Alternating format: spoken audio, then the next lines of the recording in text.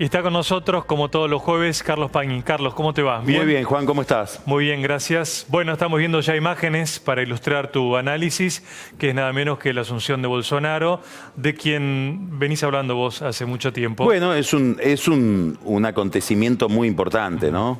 Me acuerdo cuando decías, ¿qué va a pasar si gana este hombre? Cuando todavía Lula estaba en libertad y no medía, Lula medía mucho más que él, por supuesto, y andaba en un 10%. Me acuerdo que el año pasado ya citabas esta posibilidad. Bueno, porque hay momentos en las sociedades donde el enojo es tan grande que se orienta hacia liderazgos muy reivindicativos, y te diría demagógicos. Trump es uno. Kirchner aquí, en el periodo 2003-2005 fue eso también, con matices ideológicos, con todas las diferencias que podemos encontrar. Bolsonaro es eso, digamos, intenta darle una respuesta muy contundente y muy discutible a expectativas de la sociedad brasileña que tienen que ver con niveles de corrupción intolerables y con un nivel de inseguridad muy inquietante. Además de eso, que serían respuestas, vamos a ponerlo en términos muy vulgares, administrativas o políticas, estamos frente a un fenómeno ideológico. Sí. Es decir, es alguien que piensa muy distinto de lo que fue el consenso de la política brasileña, no en los últimos años de la democracia brasileña.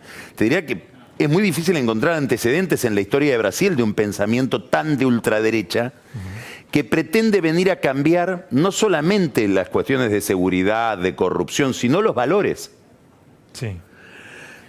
Fíjate que las primeras medidas que toma, hoy hay una nota de Armendáriz muy buena en La Nación, las primeras medidas que toma no tienen que ver con la economía, no tienen que ver con lo que se esperaba que iba a ser su agenda de gobierno administrativo, sino con cuestiones morales. El primer mensaje que manifestó, que expresó Bolsonaro en su asunción fue: venimos a emancipar a la sociedad brasileña del socialismo y a terminar con la ideología de género. Y ha tomado varias medidas. De ministerios, movidas de ministerios. No solo, claro, algunas administrativas de concentración de ministerios, algo parecido a lo que hizo Macri al suprimir un ministerio. Pero, por ejemplo, todo lo que es la agenda LGTB, directamente eso lo suprimió. La dependencia que tiene que ver con ese tipo de política, y la subsumió en una dirección de derechos humanos, familia, mujer, etcétera. Pero digamos, ha tomado, que tiene que ver con una convicción ideológica muy de derecha, lo que se llama el voto comportamental, que es una palabra fea, pero que expresa bien la idea de gente que le pide a la política un cambio de comportamientos, que siente que la sociedad se está degenerando. Moralmente. Moralmente, ¿no? Porque ahora hay gays, porque ahora hay lesbianas, porque ahora se habla del aborto, porque la familia no tiene el formato que debe tener, que es, estoy obviamente expresando el discurso de quienes piensan así, que no es mi caso, un formato ideal que es el que tenía cuando yo era chico, hace 50 años, 60 años, 70 años. Esta idea de un mundo que entra en decadencia es una idea muy poderosa hoy en Europa, en Estados Unidos, y probablemente entre los que votan a Bolsonaro, que tienen muchos de ellos un vínculo muy grande con los aspectos religiosos de la vida pública brasileña, sobre todo con los evangélicos. Podremos preguntarnos si no hay también una picardía en Bolsonaro de dar mucho de esto, ya que puede dar pocas soluciones económicas en principio. La salida de la recesión en Brasil es muy lenta. Los mercados esperaban un anuncio contundente en materia de previsión social, una reforma previsional que es crucial para las cuentas públicas brasileñas. Hasta ahora, gradualismo en esa materia. ¿Qué quiero decir? Que probablemente enfatice la agenda moral porque las otras propuestas de Bolsonaro van a venir más lento. También es una incógnita la política exterior de Bolsonaro, pero tomó algunas medidas importantes, simbólicas, y más que simbólicas. Por ejemplo, desinvitó a los venezolanos a su asunción. Itamaraty los había invitado, el protocolo los había invitado. Dijo, no, borro la invitación. Lo mismo que al régimen de Ortega en Nicaragua. Estaba así Evo Morales. Sí. Muy importante la presencia de Evo Morales ahí. ¿Por qué razón? Y ahora nos vamos a... Energética. Claro, este año que comienza, vence el convenio de compra de gas por parte de Brasil a Bolivia. Es crucial. Brasil es lejos el principal cliente de Bolivia, de las reservas de gas que tiene Bolivia. Hay todo un debate en Brasil si hay que seguir comprándole gas a Evo Morales. Y cuidado, Juan, porque este debate se puede cruzar con lo ideológico político. ¿Por qué? Por dos razones. Primero, porque va a haber mucha tensión entre Brasil y Bolivia, entre Brasil y Paraguay. ¿Por qué razón? Porque en el centro de la agenda de Bolsonaro está el problema de la seguridad, dentro del problema de la seguridad está el problema del narcotráfico, y las fuerzas de seguridad brasileñas, los militares que rodean a Bolsonaro ligados al tema de la seguridad, dicen la fuente, un foco de tensión en materia de narcotráfico es lo que nos llega desde Bolivia y desde Paraguay, claro. No así desde la Argentina. Sí. Se va a ver mucha presión sobre Brasil y Paraguay en materia, sobre Bolivia y Paraguay en materia de seguridad. Pero también vamos a tener novedades este año, porque cada vez existe un consenso más amplio, fuera y dentro de Bolivia, acerca de que Evo Morales no se quiere ir. Claro. Ya se postula la reelección en contra de lo que determinó un plebiscito que impedía la postulación. Así es. Ahora estableció un régimen de internas en los partidos, raro. Son unas primarias donde vos podés votar dentro de tu propio partido. Y el partido del Movimiento Socialismo hizo una afiliación masiva que va a permitir que cuando sean esas primarias simultáneas, Evo Morales va a sacar 1 millón de votos y los demás van a sacar 100.000, 80.000, 50.000, va a generar la sensación de que ganó. Por una especie de artimaña que la podés hacer desde el Estado. Claro. Entonces, ¿qué quiero decir? Que probablemente Evo Morales se vaya mutando en algo más parecido a Maduro. Cuyo régimen fue desinvitado de Brasil. Entonces, ahora conectemos. ¿Qué quiero decir? Que la discusión de si hay que financiar al régimen de Morales comprándole el gas puede empezar a tener un matiz ideológico en el régimen, en el gobierno de Bolsonaro. Y podemos ahí empezar a ver una tensión importante en un tema crucial como es el gas para Bolivia. Claro. Como si uno se planteara acá una cuestión ideológica en la venta de soja china. Claro, no es lo mismo. Porque vos le dejás de vender soja a China, sí, y los chinos esa soja la van a consumir en algún lado. No, y probablemente claro, sea también tu soja, sí, sí, sí, que se la vendes a un tercero, pero el gas no. Claro, no, pero digo meterlo porque el gas no es un commodity. Claro, sí. Sí, claro. El gas es un caño. Sí. Que un día decís, no te mando el gas. Sí. O decís, no te lo compro. Sí. Y no es tan fácil recolocarlo. Tendrías que tener plantas para licuefacción, digamos, esto es un tema que se está discutiendo acá en la Argentina. Sí. ¿Qué hacer con el gas de vaca muerta? Ahora, esto que es una tensión que puede... Por eso Evo Morales quería estar primero en la fila, que me vean. Acá estoy, mirá que vine. Vamos a decirlo en broma, no soy como Macri, que se quedó de vacaciones en Cumelén. Claro. Yo vine, me pasé el 31 acá, en Brasilia.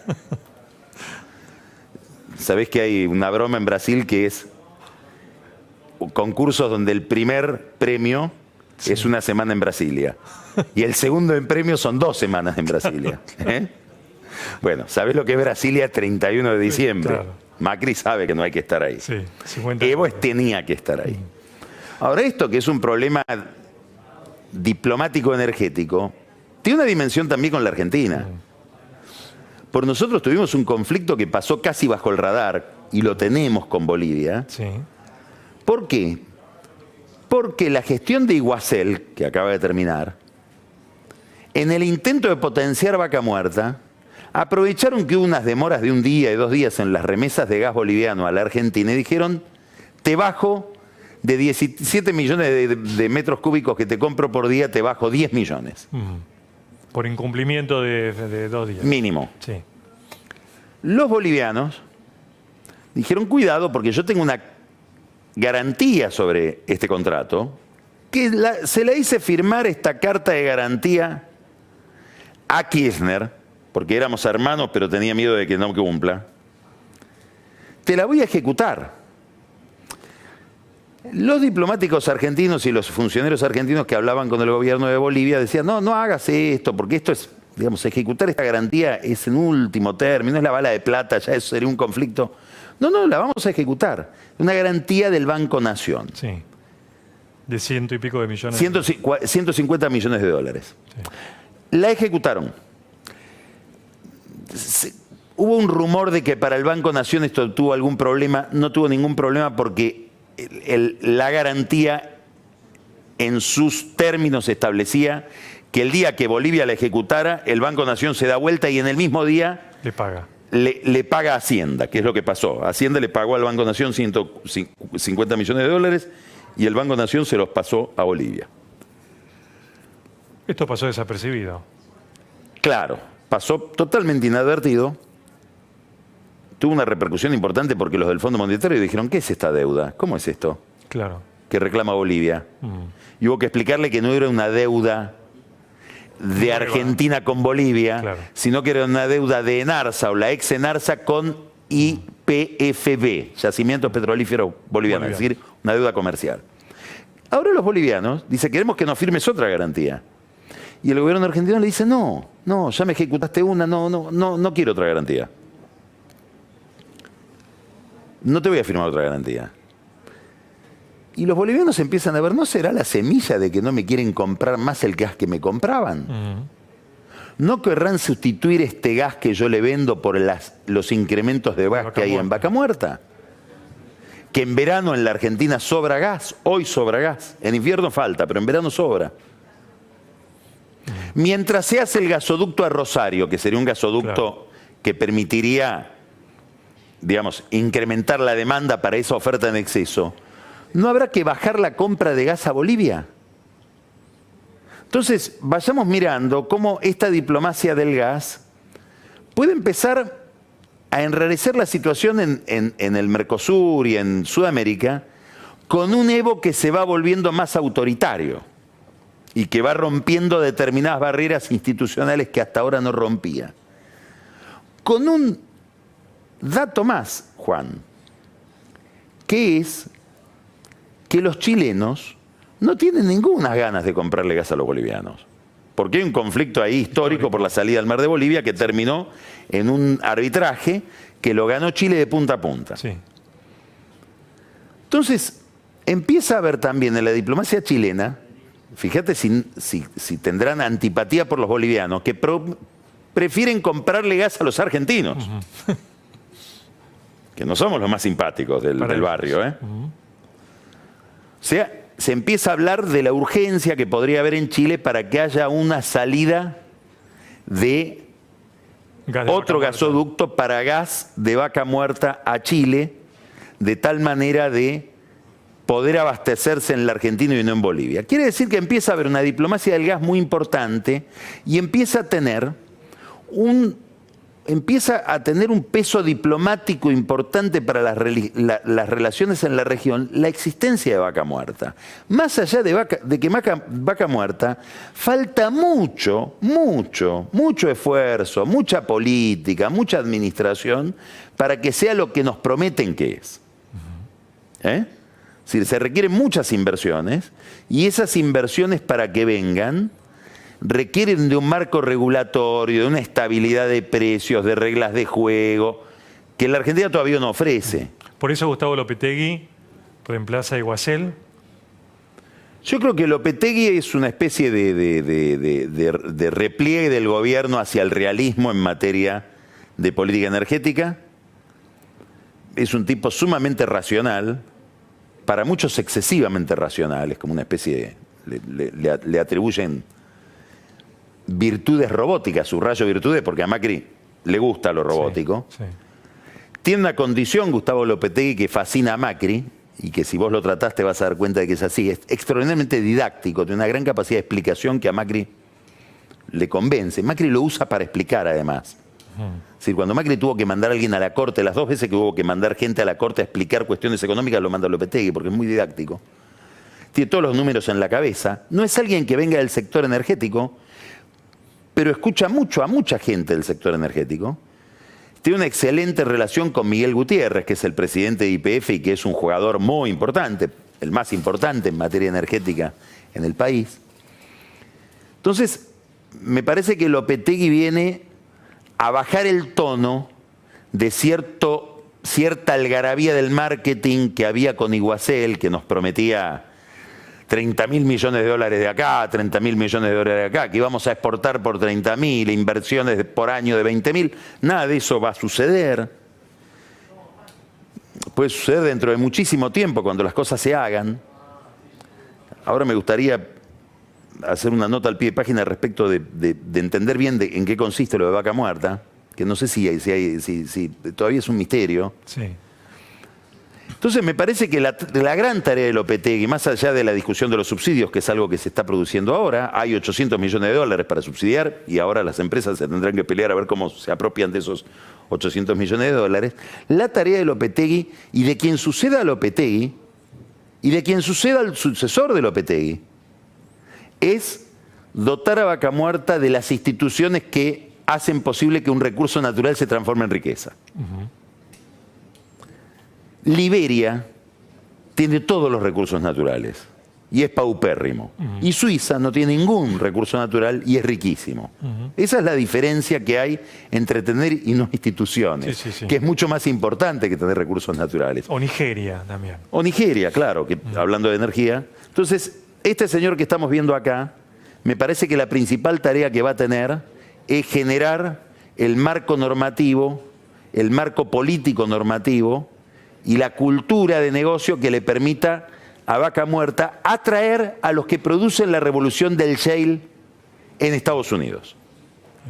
Que no es Exxon, no es Chevron, no son las grandes compañías. Esas van a estar en Vaca Muerta porque hay que estar.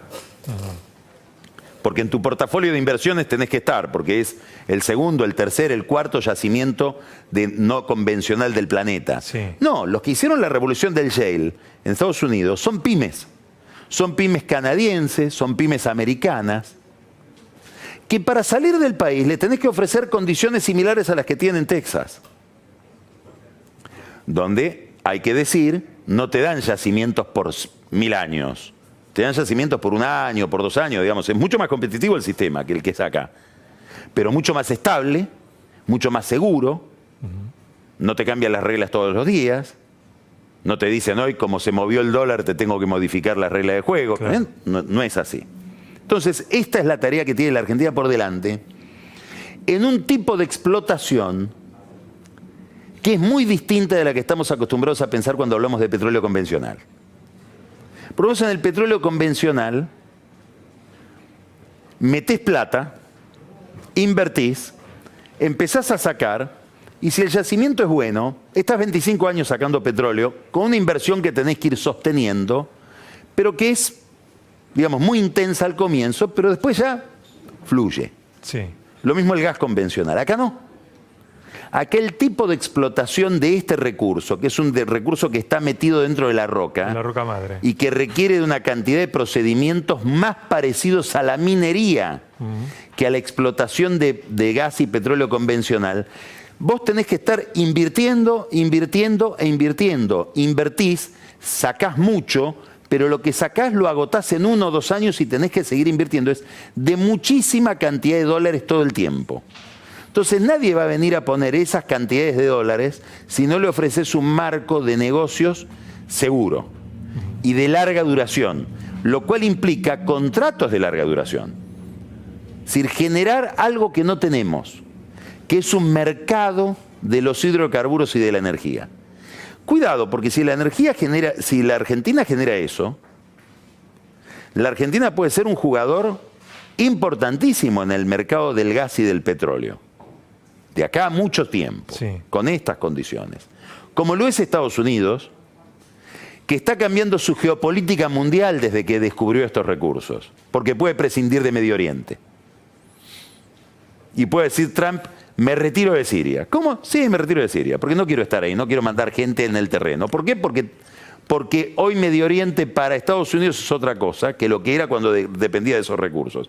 Entonces quiero decir que estamos ante la posibilidad de un cambio enorme, pero requiere de una disciplina y de determinadas conductas que entre nosotros no suelen ser habituales y no han sido habituales en los últimos 80 años. Así es, sí. Pensar en un largo plazo.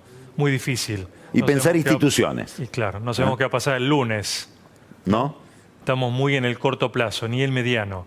Sería lo que, para resumir, Carlos, lo que se habla de políticas de Estado que no hemos tenido. Y en esto se puede tener, vos sabés que a mí me sorprende. Cuando vos hablas con petroleros, a mí me ha tocado en los últimos días hablar con petroleros importantes, te dicen, ojo con Kicillof, que desarrolló una política muy inteligente en materia de petróleo, después de la estatización de YPF y todo eso. El último periodo de Cristina Kirchner, Sí. a la industria petrolera le resulta casi más racional, te diría, que muchas cosas de Macri. Pero ahora tenemos un juicio, por la expropiación de YPF. No, eso es otra cosa que tiene que ver con la expropiación de YPF. Estoy hablando de la regulación del mercado de petróleo, bien. no de la estatización de YPF. El juicio ese, un día si querés hablamos de ese juicio, que están los eskenazi detrás. Sí.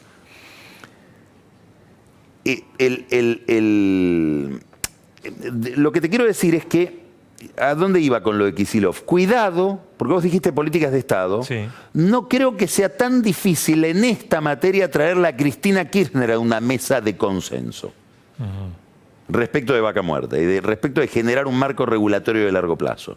Digamos, sería una materia donde podría haber un consenso rarísimo en la Argentina de hoy que no se da en otros campos. Si tenés buena política, si tenés un buen negociador y alguien que explique, ¿no? Y que muestre que sería un negocio para toda la sociedad de ahora en adelante. Mirá la tarea que tiene Lopetegui por delante, ¿no? Él Le y estamos los que poniendo vienen. mucha carga, ¿no? Él y los que vienen, como dijiste. Él y los que vienen. Muy bien.